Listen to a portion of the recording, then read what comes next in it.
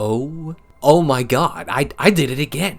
3 seasons ago, I was the lone man begging the Ryan Stonehouse drum, and I swore he was going to be the best in his class, but people didn't believe me, and what did he do but go to the Titans, beat out an All-Pro, and be the first person in 80 years to bring the longest season punt average, and then become the only person in the NFL history to do it twice. And last year, I was telling anybody who would listen that Rehkow was going to be the best punter in this class, and would automatically dominate in the NFL, but these foolish GMs, they just don't listen, or heed my warnings, so either play him or play against him, I said, and the Patriots were the first to succumb to the leg. It wasn't his first or third punts that would wow the world, both going over 50 yards, one of which forcing a fair catch inside the 20, the other taking an unfortunate bounce into the end zone. But let me take you to punt number 2 of the day. Ryan is deep in his own territory. His heels could sneeze and the snot would get on the goal line, and the Bengals have him sitting there, just a cannon ready to go off. And even in their most ambitious guesses, they would still not imagine that this would happen. Ryan catches the snap, gets the ball set, and quite frankly, slaughters it.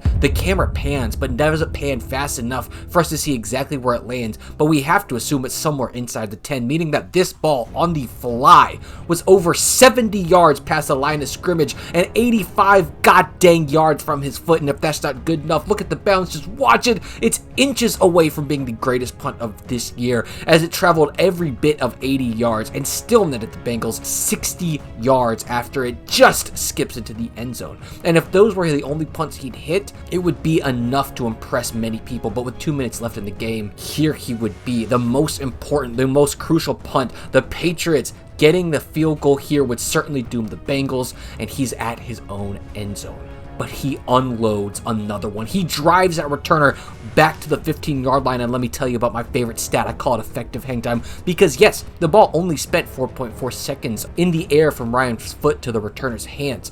But if we look instead at how long it took from Ryan to kick this ball before the returner actually started moving forwards, it was almost 6 seconds, thanks to the fact that another 70-yard piss missile was forcing the returner to reel backwards well after he actually caught it, which is why it gave them plenty of times to go and force this return to only be 10 yards, starting them at their 25-yard line on a 70-yard punt, meaning Ryan's first game, he averaged 64 yards a punt and left announcers completely speechless at the sheer power coming from this man's leg. That's a 70-yard punt. Ryan Rehkow has got a tremendous leg.